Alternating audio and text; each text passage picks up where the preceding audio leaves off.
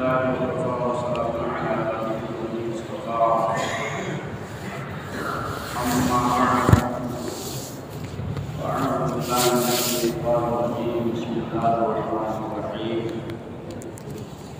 وعاشروهن بالمعروف صدق الله مولانا العظيم وصدق رسوله النبي الكريم ونحن على ذلك من الشاهدين والشاكرين والحمد لله رب العالمين.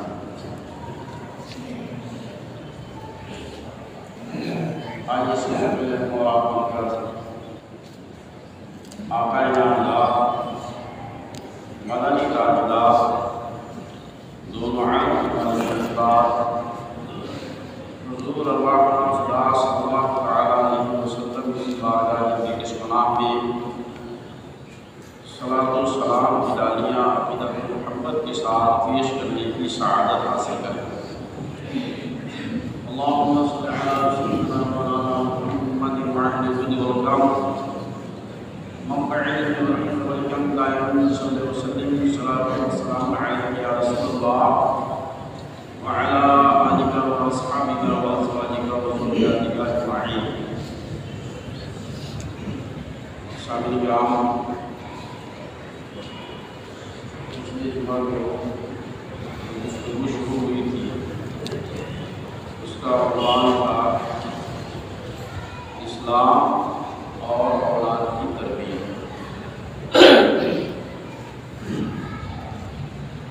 اولاد کی تربیت کے مختلف مراحل، ان تمام مراحل کا پاس و لحاظ رکھنا انتہائی اہم اور ضروری ہے تاکہ اولاد نیک بخت، مطیع و فرمانبردار اور کامیاب بن سکے.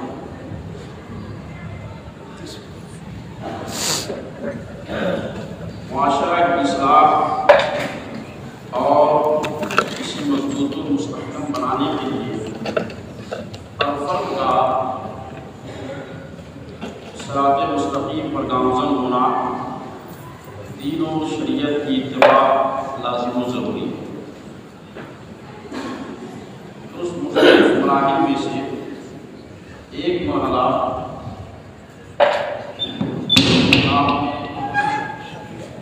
آپ حضرات کے سامنے پیش کیا گیا کہ اولاد کی تربیت سے پہلے لازم اور ضروری ہے ہم ایک خاتون کی تلاش کریں اور نیک لڑکی کی تلاش کریں. جب یہ مرحلہ طے ہو گیا، انسان شادی کے منزل بن گیا، اور اس فرد کے اوپر مرد کے اوپر یہ لازم و ضروری ہے کہ اپنی بیوی کو رزق حلال کھلائے. دوسروں ہر مسلمان کے لیے ہمیشہ رزق حلال کھانا اور کھلانا بھی ضروری ہے. حرام مال بندہ مومن کے لیے کسی بھی حال میں سوائے استثنائی صورت کے جائز اور درست نہیں. لیکن اب چونکہ ایک نسل نو کی ابتدا ہو رہی ہے، آدمی شادی کے بندھن میں بندھا ہے، پہلے اس کے اوپر خود کی کفالت تھی، اب جسے وہ اپنی ذریت بھی لے کر آیا ہے اس کی کفالت بھی اس کے اوپر لازم و ضروری ہے. اسی کو اللہ رب العزت نے قرآن مقدس میں سورہ نساء کی آیت نمبر 9 میں ارشاد فرمایا وعاشروہن بالمعروف، اور اپنی بیویوں کے ساتھ بھلائی کا معاملہ اختیار کرو، اچھے طریقے سے پیش آؤ. اس اچھے طریقے کی بہت ساری صورتیں ہیں. ان میں سب سے پہلی چیز اور بنیادی چیز یہ ہے کہ آدمی رزق حلال سے اس کے لیے کھانے پینے کے اسباب مہیا کرے. رزق حلال کی اہمیت اور عورتوں کا نام و نفع یہ مردوں کے اوپر لازم و ضروری ہے، اس کی اہمیت کا اندازہ اس حدیث پاک سے لگا سکتے ہیں جسے حضرت امام مسلم نے اپنی کتاب مسلم شریف باب خطبۃ حجۃ الوداع میں نقل فرمایا۔ ارشاد فرماتے ہیں عن جعفر ابن محمد عن ابی قال قال رسول اللہ صلی اللہ تعالی علیہ وسلم فی خطبۃ حجۃ الوداع وعلیکم لہن رزقہن وکسوتہن، اور تمہارے اوپر لازم ہے عورتوں کی رہائش کا انتظام اور ان کے خرد و نوش کا انتظام۔ یہ مرد کے اوپر ضروری ہے کہ وہ اپنے اہلیہ کے لیے خرد و نوش کا حلال طریقے سے انتظام کرے۔ حلال روزی اور رزق کی اہمیت کا اندازہ اس بات سے بھی لگا سکتے ہیں کہ اللہ رب العزت نے انبیاء کرام کو حلال، طیب اور پاکیزہ چیز کھانے کا حکم فرمایا۔ قرآن مقدس پارہ نمبر 18 سورہ المومنون کی آیت نمبر 51 میں اللہ رب العزت کا ارشاد ہے یا ایھا الرسل کلوا من الطیبات واعملوا صالحا انی بما تعملون علیم۔ اے انبیاء کرام کی جماعت، پاک صاف اور ستھرا کھانا کھاؤ اور نیک عمل کرو، بے شک میں تمہارے اعمال ملاحظہ فرماتا ہوں۔ اس آیت کریمہ میں اللہ رب العزت نے انبیاء کرام کو، وہ انبیاء کرام جو خود حلال و حرام کی تمیز دنیا کو بتانے کے لیے دنیا میں تشریف لائے، جو ہمیشہ ناجائز اور حرام یا مستبح چیزوں سے بھی محفوظ و معمول رہے، ان انبیاء کرام کو حلال کھانے کی، پاکیزہ کھانے کی ترغیب دی جا رہی ہے۔ یہ اشارہ بات کی طرف ہے کہ جب انبیاء کرام کے لیے یہ حکم ہے تو جو ان کے متبعین، ان کے ماتحت ہے، جو امتی ہے، ان کے لیے بدرجہ اولا یہ حکم ہے کہ وہ حلال طیب اور پاکیزہ کھائے۔ اسی لیے دوسرے مقام پر سورہ فرقان کی آیت نمبر 74 میں اللہ رب العزت نے عام مومنین کو مخاطب کرتے ہوئے ارشاد فرمایا یا ایھا الذین آمنوا کلوا من الطیبات ما رزقناکم واذکروا اللہ ان کنتم ایاہ تعبدون۔ اے ایمان والو، حلال اور پاکیزہ کھاؤ اور اللہ کا شکر ادا کرو اور تم اسی کی عبادت کرو۔ اللہ رب العزت نے مومنین کو بھی حکم دیا اور مرسلین کو بھی حکم دیا۔ یہ اس سے حلال کی اہمیت کے پیش نظر علماء تفسیر بیان فرماتے ہیں کہ یہاں پر طیب سے مراد حلال روزی ہے اور عمل صالح سے مراد شریعت پر استقامت اور اس کی پائیداری ہے۔ اللہ رب العزت انبیاء کرام کو حکم دے کر کے امتیوں کو اس طرف راغب اور متوجہ فرما رہا ہے تاکہ لوگ اس کی اہمیت کا اندازہ لگائیں اور انبیاء کرام کے تذکرے کے ساتھ رزق حلال کا بھی تذکرہ ہوتا رہے تاکہ لوگوں کے دلوں کے اندر رغبت پیدا ہو۔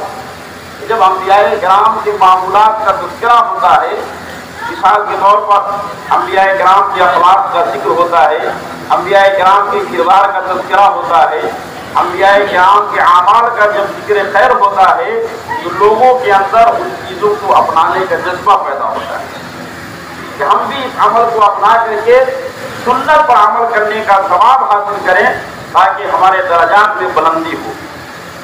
اس لیے اللہ رب العزت نے انبیاء کرام کو بھی حکم فرمایا اور امتیوں کو بھی حکم فرمایا کہ نیک اور پاکیزہ حلال اور طیب رزق کھائے کہ حلال رزق کھانے سے دل کے اندر نورانیت پیدا ہوتی ہے، قلب کے اندر صفائی پیدا ہوتی ہے، نیک اعمال بجا لانے کا جذبہ پیدا ہوتا ہے، اخلاق حمیدہ انسان کے اندر پیدا ہوتا ہے۔ اسی کی جگہ اگر آدمی حرام رزق کھاتا ہے تو قلب کے اندر مردنی چھا جاتی ہے، عبادت میں طبیعت نہیں لگتی، نیک کام کرنے کی طرف قلب مائل نہیں ہوتا، اور پھر یہ کہ حرام مال سے اگر آپ کی صدقہ و خیرات بھی کرتا ہے تو اللہ رب العزت اس سے قبول نہیں فرماتا۔ مسلم شریف کی ایک حدیث ہے، عن ابی ہریرہ قال قال رسول اللہ صلی اللہ تعالی علیہ وسلم ان اللہ طیب ولا یقبل الا طیبا۔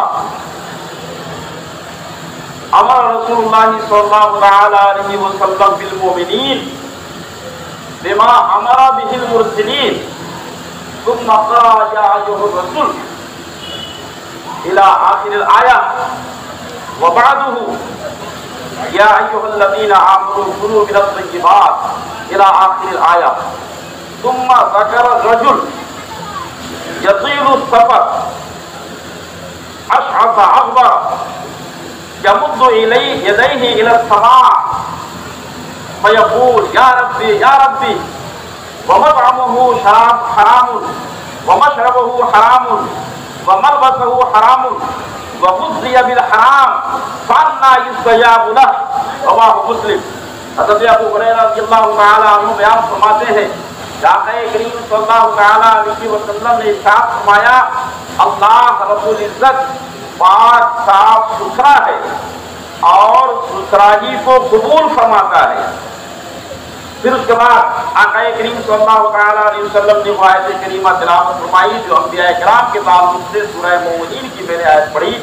پھر اس کے بعد وہ آیت کریمہ تلاوت فرمائی جو سورہ الفرقان کی آیت نمبر 74 ہے، اور پھر اس کے بعد آقا کریم صلی اللہ تعالی علیہ وسلم نے ایک ایسے شخص کا ذکر فرمایا جو آدمی لمبا سفر کر کے، مسلم شریف کی روایت میں پوری وضاحت نہیں ہے لیکن دوسری روایت سے پتہ چلتا ہے کہ وہ آدمی لمبا سفر کر کے کعبہ شریف کے اندر آیا، اور حال اس کا یہ تھا کہ اس کے بال بکھرے ہوئے تھے، جسم غبار آلود تھا۔ اس لمبے سفر کی نشانی اس سے حقیقہ اور ظاہر تھی۔ اب وہ کعبہ شریف میں پہنچ کر کے اپنے ہاتھ لمبے کرتا ہے اور کہتا ہے یا ربی یا ربی یا ربی یا ربی کہہ کر کے وہ دعا کرتا ہے۔ آقا صلی اللہ تعالی علیہ وسلم فرماتے ہیں اور حال یہ ہے کہ اس کے جسم پر جو لباس ہے وہ حرام مال کا ہے، وہ جو کھانا کھا کر کے آیا ہے وہ حرام پیسے کا ہے، اور وہ جو سادے سفر تیار کر کے آیا ہے وہ حرام ہے۔ تو آقا صلی اللہ تعالی وسلم فرماتے ہیں کہ اتنی چیزیں اس کے اوپر حرام کی ہے، فانا استجاب لہ، پھر اس کے بعد اس کی دعا کہاں سے قبول ہوگی؟ یعنی حرام مال کھا کر کے اگر آدمی کعبہ شریف میں بھی جا کر کے دعا کرے تو اس کی دعا قبول نہیں ہوگی، اور اگر حلال مال کھاتا ہے اور اس سے اپنے نفس کی پرورش کرتا ہے اور وہ جنگل بیابان میں بھی ہے تو اللہ رب العزت کی دعا کو شرط قبولیت عطا فرماتا ہے۔ یہ حلال و حرام کا فرق ہے۔ اس لیے آقا کریم صلی اللہ تعالی علیہ وسلم نے حلال مال کی اہمیت کی طرف مائل کرتے ہوئے متوجہ کرتے ہوئے ارشاد فرمایا عن ابی ہریرہ قال قال رسول اللہ صلی اللہ تعالی علیہ وسلم کسب الحلال فریضۃ بعد الفریضہ، رواہ الصحیحین ای البخاری والمسلم۔ مسلم اور بخاری دونوں میں یہ روایت ہے کہ آقا کریم صلی اللہ تعالی علیہ وسلم نے ارشاد فرمایا حلال روزی کمانا یہ فریضہ کے بعد اہم فریضہ ہے، یعنی نماز و روزہ کے بعد بندے کے اوپر جو سب سے اہم فریضہ ہے وہ یہ ہے کہ وہ حلال روزی طلب کرے تاکہ اس کی پرورش حلال سے ہو اور اس کے اندر نورانیت پیدا ہو، خدا کی اتباع کا جذبہ پیدا ہو، اللہ رب العزت کا قرب اسے نصیب ہو۔ اس طریقے سے ایک دوسری حدیث پاک ہے جس سے حلال روزی کی اہمیت اور ساتھ ہی ساتھ حرام سے اجتناب کا جذبہ پیدا ہوتا ہے۔ عن سعد بن وقاص قال قال رسول اللہ صلی اللہ تعالی علیہ وسلم والذی نفس محمد بیدی ان العبد لیدع اللقمة الحرام فی جوفی لا يتقبل منه 40 یوما۔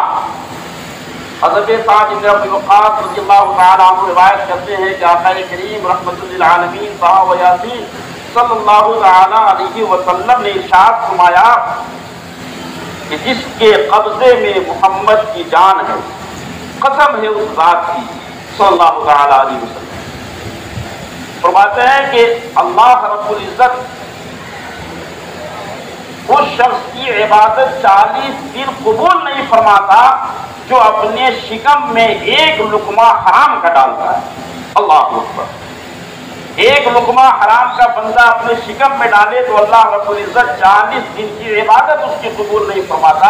اب اس سے اندازہ لگا سکتے ہیں کہ جو شخص حرام کو اپنی کمائی بنا لے اور حرام کے ذریعے حرام میں ہی اپنی زندگی بسر کرے، بھلا اس کی عبادت کا کیا حال ہوگا اور اس کے نیک اعمال کا کیا حال ہوگا، اس سے کچھ بھی فائدہ نہیں۔ اس لیے ایک مقام پر آقا کریم صلی اللہ تعالیٰ علیہ وسلم نے فرمایا، بخاری شریف کی حدیث ہے کہ وہ جسم یا وہ گوشت جو حرام مال سے پرورش پاتا ہے وہ جہنم ہی کے لائق ہے، وہ جہنم میں ڈالا جائے، وہ جنت میں نہیں جا سکتا جو حرام مال سے پرورش پاتا ہے۔ اور علماء کرام مفسرین اپنی کتاب میں تحریر فرماتے ہیں کہ الکاتب حبیب اللہ، جو محنت و مزدوری کر کے روزی کمائے وہ اللہ رب العزت کا محبوب اور پیارا ہوتا ہے۔ محنت و مزدوری اور مشقت کے ساتھ روزی کمانا یہ بڑی سعادت اور نیک بختی کی بات ہے۔ ایک روایت میں جہاں تک آیا، ایک کتاب میں پڑھنے کا موقع ملا، ایک مرتبہ آقا کریم صلی اللہ تعالیٰ علیہ وسلم صحابہ کرام سے مصافحہ فرما رہے تھے۔ صحابہ کرام آگے بڑھ بڑھ کے دستبوسی کر رہے تھے، مصافحہ کر رہے تھے۔ انہی مصافحہ کرنے والوں میں ایک شخص نے جب مصافحہ کیا تو آقا صلی اللہ تعالیٰ علیہ وسلم کو محسوس ہوا کہ اس کے ہاتھ بہت کھردرے ہیں۔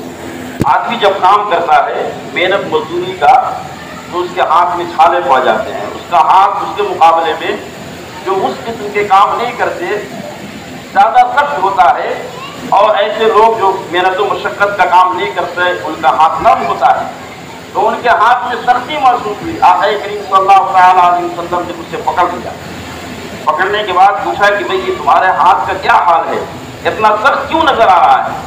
تو اس نے کہا کہ حبیبی یا رسول اللہ، میں ایک مزدور آدمی ہوں، جنگل میں لکڑیاں کاٹتا ہوں اور اسے شہر میں لا کر کے بیچتا ہوں، محنت مزدوری کرتا ہوں۔ تو آیا کتاب میں آقا کریم صلی اللہ تعالیٰ علیہ وسلم نے اس کے ہاتھ کو بوسا دیا، اللہ اکبر، اور کہا کہ تمہاری کمائی حق اور محنت کی کمائی ہے، قابل مبارکباد۔ اللہ اکبر۔ یہ محنت و مشقت کی کمائی کا حال اور اس کا کمال ہے۔ میرے محترم بزرگوں اور دوستوں، انسان جیسا کھاتا اور کھلاتا ہے اس کا اثر ظاہر ہوتا ہے، دنیا میں بھی اس کا اثر ظاہر ہوتا ہے اور آخرت میں بھی اس کا اثر ظاہر ہوتا ہے۔ روایت میں آیا کہ ایک شخص نے خواب میں حضرت عبداللہ ابن مبارک رضی اللہ تعالیٰ عنہ کو دیکھا۔ حضرت عبداللہ ابن مبارک اپنے وقت کے بہت بڑے عالم، فقیہ اور بلند و بالا منصب پر فائز ہیں۔ حضرت امام اعظم ابو حنیفہ رضی اللہ تعالیٰ عنہ کے خاص شاگردوں میں آپ کا نام آتا ہے۔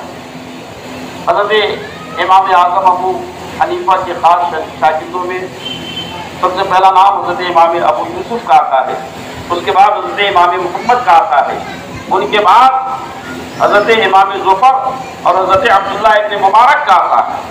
ایسے خاص اصحاب ہیں، ان کا انتقال ہوا تو خواب میں ایک شخص نے ان سے دریافت کیا کہ اے عبداللہ مبارک، اللہ رب العزت نے آپ کے ساتھ کیا معاملہ کیا؟ انہوں نے کہا کہ اللہ رب العزت نے مجھے اپنے فضل سے بخش دیا، لیکن میرے سامنے والا جو میرا پڑوسی ہے اس کا مقام مجھ سے زیادہ ہے، اس کو اللہ رب العزت نے اعلیٰ مقام عطا فرمایا۔ وہ شخص نے خواب دیکھا تھا، صبح کو اٹھا اور اٹھنے کے بعد اس مرحوم کے گھر گیا جس کی طرف اشارہ کیا تھا حضرت عبداللہ ابن مبارک نے۔ ان کی بیوی سے پوچھا خاتون آپ یہ بتائیے کہ آپ کے شوہر کون سا عمل کیا کرتے تھے جس کی وجہ سے اللہ رب العزت نے انہیں ایسا مقام بلند عطا فرمایا؟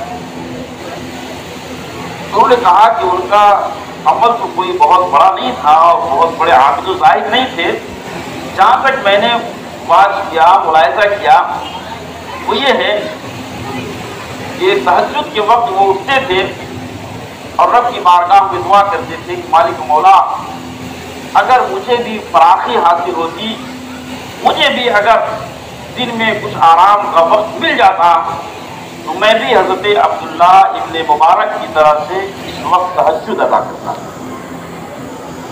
اور دوسرا ان کا عمل یہ تھا کہ وہ لوہار تھے،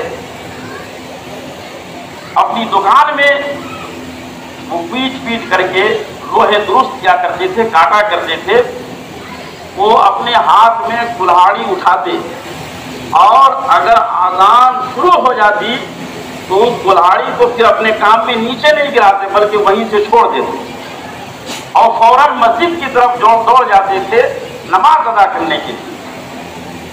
تو اس انسان نے کہا غالباً اللہ رب العزت کو اس لوہار کی اور آپ کے مرحوم شوہر کی یہی ادا پسند آئی کہ اتنا بلند مقام عطا فرمایا کہ انہیں جنت الفردوس میں حضرت عبداللہ ابن مبارک رضی اللہ تعالیٰ عنہ سے بھی اعلیٰ مقام عطا کر دیا گیا۔ میرے محترم بزرگوں اور دوستوں، یہ ہے محنت و مشقت اور مزدوری کا اثر۔ انسان اگر محنت و مشقت مزدوری کرتا ہے تو اللہ رب العزت اس طریقے سے اسے بلند اور اعلیٰ مقام عطا فرماتا ہے۔ یہی رزق حلال خود بھی کھانا ہے اور اپنے ماتحت کو بھی کھلانا ہے، تب جا کر کے معاشرہ کے اندر صالح انقلاب پیدا ہوگا۔ اب آئیے، رزق حلال سے کھلانا یہ مرد کی ذمہ داری ہے۔ اور ایک بات ذہن میں نوٹ کر لیجیے، آج شادی کے بعد ہمارے نوجوان یہ سمجھتے ہیں کہ ہم اپنے گھر میں ایک نوکرانی لے کر کے آ گئے، گھر کا سارا کام کرنا اسی کے ذمے ہے، روٹی بھی وہی پکائے گی، جھاڑو بھی وہی لگائے گی، برتن بھی وہی صاف کرے گی، ماں کی خدمت بھی وہی کرے گی، جتنے بھی گھر کے کام ہے وہ سارا کا سارا وہی کرے گی۔ یہ سوچنا اور اس طریقے سے اس کے ساتھ ٹریٹمنٹ کرنا یہ درست نہیں ہے، اسلامی اخلاق اور مروت کے خلاف ہے۔ اسلامی نقطۂ نظر سے اگر آپ دیکھیں تو نان و نفقہ یہ شوہر کے اوپر لازم و ضروری ہے، لیکن شوہر کو کھانا پکا کر کے دینا یا گھر میں صفائی کرنا یہ عورت کے اوپر واجب نہیں ہے۔ یہ اخلاقی طور پر ہے، جو کچھ وہ کرتی ہے وہ دیانتاً کرتی ہے، شریعت کے اعتبار سے واجب نہیں ہے، لہذا اس کے ساتھ نوکرانی کی طریقے سے برتاؤ نہیں کرنا ہے، بلکہ اس کو اپنے گھر کی ملکہ بناؤ، اس کو اخلاق اور محبت دو تاکہ گھر خوش و خرم رہے اور آپ کا گھر نمونہ جنت بنے۔ ایک مرحلہ کیا ہوا، ہماری یہ تیسرے مرحلے میں شادی ہو گئی، رزق حلال سے پرورش ہو رہی ہے۔ اب اس کے بعد ماں اور باپ دونوں کی یہ ذمہ داری بنتی ہے کہ اللہ رب العزت سے نیک اور صالح اولاد کی دعا کرے۔ ہمارے یہاں دعا کی رواج ہے، لیکن صرف اولاد کی دعا کرتے ہیں کہ اللہ رب العزت اسے اولاد دے دے، مجھے اولاد دے دے، اللہ تعالیٰ مجھے بیٹا دے دے۔ دوسرے دوست و احباب بھی اس بات کی متمنی رہتے ہیں کہ کب خوشخبری ملے، کبھی لڑکے سے کہا جاتا ہے، کبھی لڑکی سے پوچھا جاتا ہے گڈ نیوز کب ملے گی، وغیرہ وغیرہ، اس طریقے سے کہا جاتا ہے اور یہ سوال ہوتا ہے۔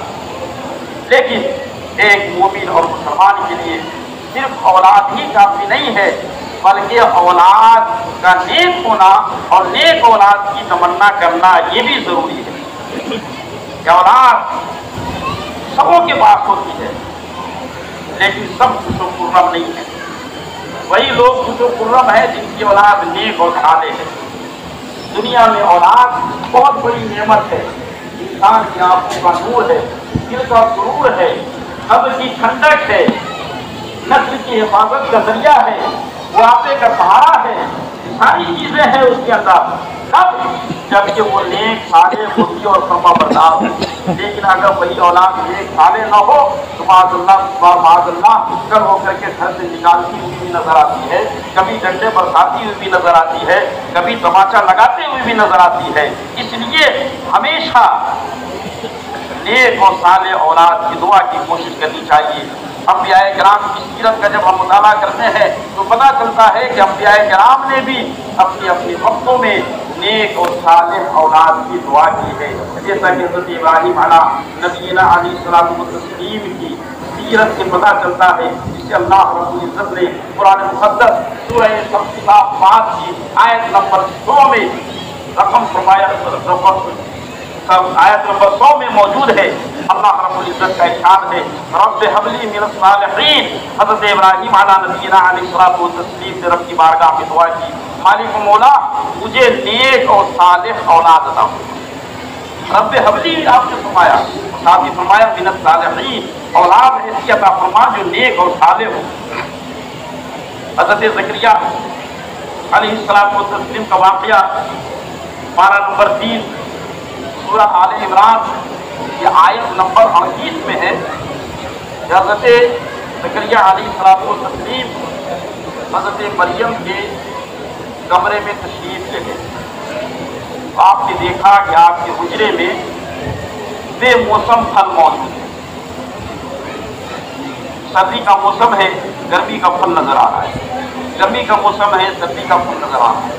کئی مرتبہ ایسا دیکھنے کے بعد بالآخر ایک مرتبہ آپ نے حضرت مریم سے استفسار خرید لیا کہ مریم یہ پھل تمہیں کہاں سے ملتا ہے؟ انا لک ھذا، حضرت مریم نے کہا وہ من عند اللہ، اے میرے خالو جان یہ پھل مجھے اللہ کی طرف سے ملتا ہے۔ قرآن مقدس کی سورہ آل عمران کی آیت نمبر 38 ہے، ہنالک دعا زکریا ربہ۔ وہیں پر حضرت زکریا علیہ الصلوۃ والتسلیم اپنے رب کی بارگاہ میں دعا فرماتے ہیں، اے مالک و مولا مجھے نیک و صالح اولاد عطا فرما، رب ہب لی ذریۃ طیبہ انک سمیع الدعاء۔ مالک مولا تو مجھے نیک صالح پاکیزہ اولاد عطا فرما، تو دعاؤں کا سننے والا ہے۔ میرے محترم دوستو، انبیاء کرام کی سیرت سے پتہ چلا کہ انبیاء کرام نے اولاد کی دعا مانگی ہے، اور دعا مانگی ہے تو نیک و صالح اولاد کی دعا مانگی ہے۔ اب یہیں پر ٹھہر کر کے ذرا عقیدے کی ایک بات سماعت فرما لیجیے۔ آج کچھ لوگ یہ کہتے ہیں معاذ اللہ اولیاء کرام کے آثاروں سے کچھ نہیں ملتا، یا وہاں پر جانا سراسر حرام ہے، شرک ہے، معاذ اللہ طرح طرح کی باتوں سے منسوب کرتے ہیں اور طرح طرح کے خرافات بکتے ہیں۔ مگر قرآن مقدس کی اس آیت کریمہ کو اٹھا کر کے دیکھو، حضرت زکریا علیہ الصلوۃ والتسلیم اللہ کے پیغمبر ہے، اور اللہ رب العزت اپنے پیغمبروں کی دعا کو رد نہیں فرماتا ہے۔ حضرت زکریا علیہ الصلوۃ والتسلیم مسجد میں دعا کرتے تو بھی اللہ رب العزت قبول فرماتا، اپنے مکان میں دعا کرتے تو بھی پروردگار عالم قبول فرماتا، اگر کھیت اور کھلیان میں دعا فرماتے تو بھی اللہ رب العزت دعا قبول فرماتا۔ مگر حضرت زکریا علیہ الصلوۃ والتسلیم نے نہ مسجد میں دعا فرمائی، نہ کھیت میں دعا فرمائی، نہ اپنے کھلیان میں دعا فرمائی، آپ نے وہیں پر دعا فرمائی جہاں پر اللہ کی رحمت نازل ہوتی، جہاں پر اللہ کے ایک ولیہ آرام کر رہی تھی، جس حجرے میں اللہ کی طرف سے رزق کرتا تھا وہیں پر آپ نے دعا فرمائی۔ پتہ چلا کہ اللہ کے محبوبوں کے آسمانوں پہ یا اللہ کے محبوب بندے جہاں پر باقاعد حیات ہوتے ہیں وہاں پر دعائیں قبول ہوتی ہے۔ اللہ رب العزت نے ان کی دعا قبول فرمائی، اور پھر اسی وقت آیت کریمہ نازل ہوئی کہ ہم نے زکریا کو خوشخبری سنائی یحییٰ کی، اے زکریا تم نے دعا کی تو سنو ہم تمہیں ایک یحییٰ عطا فرمائیں گے جو ایک نیک و صالح ولد کی صورت میں تمہارے درمیان ہوگا۔ تو اللہ رب العزت نے اپنے اس محبوب بندے کی دعا کو قبول فرمائی۔ میرے محترم دعا کو عرض یہ کرنا ہے کہ شادی بیاہ کے بعد نیک و صالح اولاد کی دعا مانگنی چاہیے۔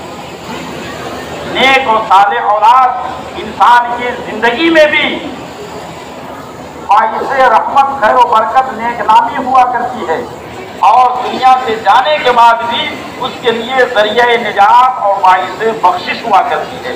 جیسا کہ بخاری شریف کی حدیث ہے جسے صاحب مشکات نے کتاب العلم میں نقل فرمایا عن ابی ہریرہ قال قال رسول اللہ صلی اللہ تعالی علیہ وسلم اذا مات الانسان انقطع عنه عمله الا من ثلاث الا من صدقة جاریہ او علم ينتفع به او ولد صالح يدعو له. آقا کریم صلی اللہ تعالی علیہ وسلم نے ارشاد فرمایا کہ جب انسان مر جاتا ہے دنیا سے چلا جاتا ہے تو اس کے مرنے کے بعد تین ایسے کام ہیں جو اس کے مرنے کے بعد ان سے کام جاتے ہیں. دو کا تذکرہ کسی اور موقع پر. آخری بات جو آقا صلی اللہ تعالی علیہ وسلم نے بیان فرمائی وہ یہ ہے کہ ولد صالح يدعو له, نیک اولاد اگر مرنے کے بعد اپنے ماں باپ کے لیے دعائیں خیر کرتی ہے تو اللہ رب العزت اس کی دعا کو اسے بخش دیتا ہے. پتا چلا کہ نیک اور صالح اولاد آدمی کے لیے بخشش کا ذریعہ ہے.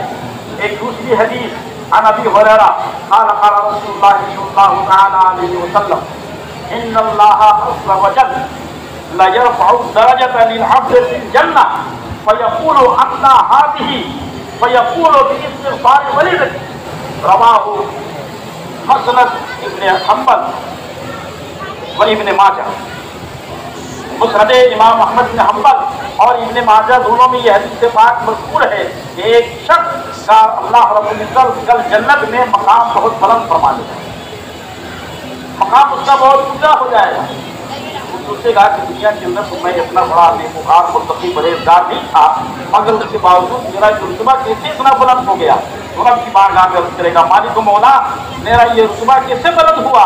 تو اللہ رب العزت سے فرمائے گا استغفار ولدی کا, اے آدمی تمہارا جو یہ درجہ بلند ہوا ہے یہ تمہاری اولاد کی استغفار کی وجہ سے. تمہارے مرنے کے بعد تمہاری اولاد تمہارے لیے دعائیں کرتی رہی تو اللہ رب العزت نے تمہارے درجے کو بلند فرما دیا. میرے محترم بزرگوں اور دوستوں, پتا چلا کہ آدمی اگر نیک اور صالح اولاد دنیا میں چھوڑتا ہے تو مرنے کے بعد بھی اس کے لیے باعث خیر و برکت ہے, بخشش اور نجات کا ذریعہ ہے. اس لیے ضروری ہے یہ کہ والدین اللہ رب العزت سے نیک اور صالح اولاد کی تمنا کریں, اور نیک اور صالح اولاد کی صرف تمنا اور دعائی سے مسئلہ حل ہونے والا نہیں.